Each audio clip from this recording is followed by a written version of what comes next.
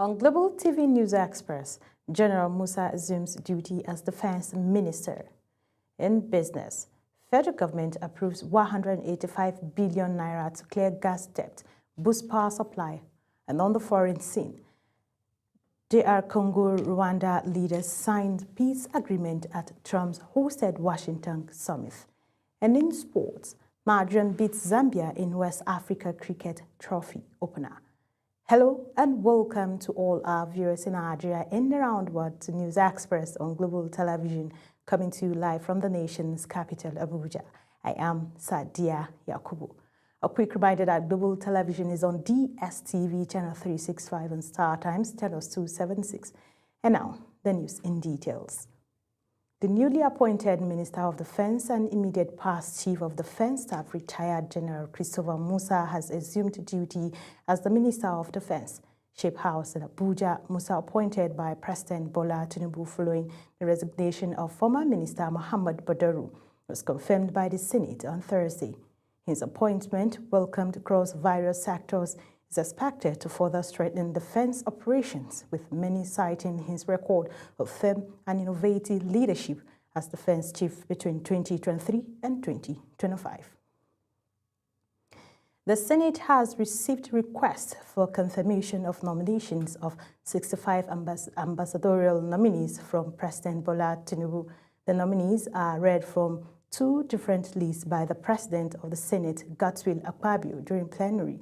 Fell into two categories of 34 career ambassadors and high commissioners and 31 non-career ambassadors and high commissioners designates. Topsy Gimba has the details. Notable names among the 34 career ambassadors and high commissioners are Ambassador Sulu Gambari from Kwara State, Ambassador Ahmed Mohamed Mongunu from Borno State, Ambassador Maimuna Ibrahim from Adamawa State. Notable in the list of non-career ambassadors and high commissioners are Senator Ita Inam from Akwa Ibom State, Vice Admiral Ibas Ibok from Cross River State, ex-Chief of Army Staff Abdurrahman Dambazo from Kano State. President Tinubu, in the requests, hinge on Section 171, subsection 1, 2, and 4 of the 1999 Constitution as amended, sought for expeditious consideration of the nominees. Accordingly, the President of the Senate forwarded the requests to the Committee on Foreign Affairs for screening and report back within 1 week. Whilst I hope that the Senate will consider and confirm the appointments of the nominees expeditiously, please accept, distinguished Senate President, the assurances of my highest consideration. Yours sincerely, Bola Ahmed Tinubu, President, Commander-in-Chief, Armed Forces of the Federal Republic of Nigeria. Recall that President Tinubu had earlier forwarded to the Senate 3 ambassadorial nominees last week for appointment confirmation. The 3 earlier nominees, namely Kayode Are, Ogun State, Aminu Dalhatu, Jigawa, and Ayodele Oke, Oyo State, were screened on Wednesday by Senator Abubakar Sani Bello, Niger North-led committee. Topsy Gimba, reporting for Global Television News. The House of Representatives is demanding tougher action against insecurity, including publicly naming those financing terrorism, banditry, and kidnappings across the country. This comes as the House also marked the International Day of Persons with Disabilities by renewing calls for full enforcement of Nigerians' ability laws. Our national correspondent Aniti Patrick reports. At plenary, lawmakers adopted the outcome of last week's extensive national security debate, a session that reviewed Nigeria's worsening wave of attacks, school adoptions, and banditry. The House is now asking the federal government to publicly name, sanction, and prosecute all financiers of terrorism and kidnapping. So what I'm trying to say, you can see that those who are also going to be exempted, maybe one person will be engaged with 10 police officers, which is irrelevant. We need to specifically mention at least not to exceed 2 or 3, or even 1. It's virtually just go into the website to apply. But we want to restrict it now. We may bring out some bottlenecks that at the end of the day, there will be casualties. And a little contribution, which he is aware, his axis, once suffered the consequences of Boko Haram. Lawmakers insist that terrorism-related prosecutions must be open expeditious and transparent. They are also calling for a special court dedicated to trying terrorism, banditry, and kidnapping cases, and for stricter penalties for illegal arms trafficking. It's better we go by the president's directives that they should disband the SPU and all police escorts should be withdrawn for everyone. Suggesting that we can put a strengthened and well-funded victim support system for victims of whatever is the intent of the lawmakers here. The question is now open to the House. Those in support that we adopt this recommendation as a working instrument of the House, say aye. Those against, say nay. The ayes have it. But these adoption, these documents, recommendation becomes resolution and as a working instrument of the Parliament. We also resolve that these particular documents should be transmitted immediately to the Senate for their concurrence. The chamber says it's more than 40 security recommendations will be forwarded to the Senate for concurrence and then transmitted to President Bola Ahmed Tinubu and relevant security agencies. From the National Assembly, Aniete Patrick reporting for Global TV News. The Armed Forces of Nigeria says it is tightening its grip on violent groups across the country, reporting fresh breakthroughs in November that include the rescue of 318 kidnapped victims and surrender of more than 69 insurgents and their families. Defense correspondent Kelomo Okiri reports that the update came from the new Director of Defense Media Operations, Major General Michael Onoja, at his maiden briefing in Abuja. At his first major engagement with journalists, Major General Michael Onoja set a firm tone, one that blends transparency with renewed operational confidence. He praised the media's role in national security, but cautioned against sensational reporting, insisting that accurate information remains a strategic asset in the fight against insecurity. According to General Onoja, troops intensified nationwide operation throughout November, conducting clearance mission, intelligence-led raid, air interdiction, and maritime patrol that disrupted terrorist networks and criminal gangs. Accordingly, in the month of November, several terrorists, bandits and extremists, and other criminal elements were arrested, scores were neutralized, and over 69 of them and their family members surrendered. Similarly, 318 kidnapped victims were also rescued. The director rules out that in the South-South region, troops recorded successes as Operation Delta Safe disrupted oil theft valued at over 217 million naira, destroyed several illegal refining sites, and arrested 25 suspects. In the Southeast, Operation Udoka neutralized armed elements in Enugu, Ebonyi, Abia, and Cross River State, arresting 4 fighters and rescuing 4 hostages. Precision airstrike also destroyed terrorist hideout in Ezeagu. Also foiled oil theft worth 217,664,618 naira only, representing quantity 201,700 liters of crude oil and 88,177 liters of automated gas oil, while 16 illegal refining sites were deactivated. General Onoja reaffirmed the military's commitment to rescuing all remaining abducted students and urged Nigerians to provide credible intelligence when necessary. He also appealed for public support for the Armed Forces Remembrance Day emblem. With new momentum and intensified joint operations, the Defense Headquarters says the Armed Forces remain focused on one objective: restoring peace in every corner of the country and operating strictly within the bounds of the law. Kelomo Okiri, Global Television News. Nigeria's First Lady Oluremi Tinubu has called for greater inclusion and empowerment of women in the Nigerian police force as the institution marks 70 years of female participation in policing. Hamiset set the tone for a ceremony honoring the courage and contributions of police women since 1955. Samuel Odi reports for Global Television. At the anniversary celebration in Abuja, First Lady Oluremi Tinubu praised police women for their resilience, discipline, and loyalty to national service. She described them as key players in maintaining community safety and urged the force to provide more leadership opportunities, better welfare, and expand professional development for women. According to the First Lady, investing in women is indispensable to building a stronger and more secure nation. For 7 decades, Nigerian women have stood on the front lines of peace, law enforcement, and community safety, contributing to our national stability and the broader pursuit of a safer, more inclusive world. I commend the Nigerian police force and for embracing gender mainstreaming as a strategic institutional priority.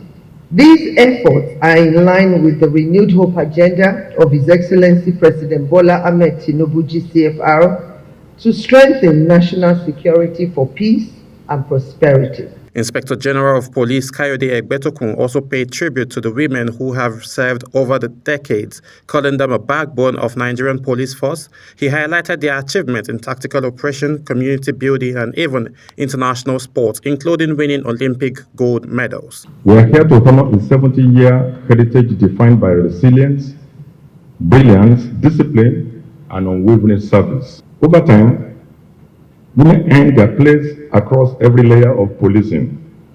Today, thousands of them proudly wear the uniform across our federation, serving in operational, tactical, investigative, administrative, and strategic roles. With renewed commitment to gender inclusion and excellence, the Nigerian Police Force says today's celebration is not just about history, but a promise of a larger role for women in shaping the nation's security future. Samuel Odi for Global Television News. Nigeria's drive for economic diversification received a major boost in Owerri as Vice President Kashim Shettima declared Imo State a strategic hub for rapid growth in technology, gas utilization, agro-industrial processing, and small businesses. He made the remarks at the 2025 Imo State Economic Summit, which has drawn global leaders, investors, and policymakers to explore new development opportunities. Our correspondent, Marachi Ibe, reports. Owerri is playing host to a convergence of high-level delegates from across Africa, Europe, and other regions. The Vice President Kashim Shettima outlines the federal government's support through institutions like the Bank of Industry and the Development Bank of Nigeria, alongside expanding public-private partnership in housing, transport, and renewable energy. The federal government stands ready to support Imo State in these investment areas. Our role is to work with you to unlock opportunities. Governor Hope Uzodinma announced a new special energy zone designed to guarantee uninterrupted power supply, stimulate investment, and generate empowerment across the state. By the end of this month, we will launch phase 1 of the Light Up Imo project. This has shifted from the realm of promise to the realm of reality. The infrastructure for this is already in place. When those switches eventually flip, greater parts of the state will receive a steady 24-hour power supply. Delivering the keynote address, Liberian President Joseph Boakai urged Imo State to adopt technology-driven policies to accelerate its development trajectory. If Imo State is fully unlocked its economic potential, 3 pillars must guide our effort. Statements including former UN Secretary General Ban Ki-moon and former UK Prime Minister Boris Johnson emphasized that accountability, sustainability, and strong partnership remain essential for attracting international capital. Africa today holds the keys to unlocking so many solutions. It's going to be overtaking China because I've been looking at the numbers. It's got the most dynamic population. Chairman Dangote Group, Aliko Dangote, pledged private sector collaboration, noting that Imo State holds vast potential for industrial expansion and agricultural value addition. There can never be growth, there can never be prosperity without power. With new commitments already emerging, The summit is setting the stage for reforms and investment expected to reposition Imo State as an emerging economic powerhouse, which will translate into long-term prosperity. From Owerri, Amarachi Ibe, reporting for Global TV News. Across the world, millions of people are making International Volunteer Day an annual event dedicated to honoring individuals whose selfless service strengthens communities, drives development, and inspires collective action. In Nigeria, the day is a reminder of how voluntary efforts continue to shape social and economic progress. Zahrau Nasir reports. It was a tense and highly scrutinized session at the National Assembly, as retired General Christopher Musa appeared before lawmakers to defend his nomination as defense minister. Lawmakers led by Senate President Godswill Akpabio demanded clarity on several issues, including the reported withdrawal of soldiers from the Kebbi school where students were abducted, and the need to recover the remains of late General Musa Uba. We are sorry for that. Across the world, millions of people are making International Volunteer Day an annual event dedicated to honoring individuals whose selfless service strengthens communities, drives development, and inspires collective actions. In Nigeria, today is a reminder of how voluntary efforts continue to shape social and economic progress. Zahrau Nasib reports. You're watching the live broadcast of News Express. When News Express returns, Democratic Republic of Congo, Rwanda leaders signed peace agreement at Trump-hosted Washington summit.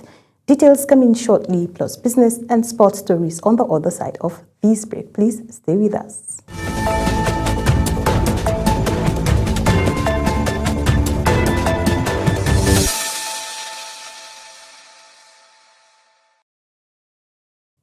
Welcome back from that short break. And in business news, the federal government has approved the settlement of 185 billion naira in long-standing debt owed to natural gas producers as part of efforts to revitalize the gas sector and stabilize power generation nationwide. In a statement, Minister of State for Petroleum Resources, Gas, Dr. Ekperipe Ekpo said clearing the debts would bring wide-ranging benefits, starting with the restoration of investor confidence. The payment, authorized by President Bola Tinubu and endorsed by the National Economic Council chaired by Vice President Kashim Shettima, is regarded as one of the most significant interventions in Nigeria's energy sector in recent years. And on the foreign scene, the leaders of the Democratic Republic of Congo and Rwanda have signed a peace deal amid ending the long-running conflict in the region at a summit hosted by United States President Donald Trump in Washington.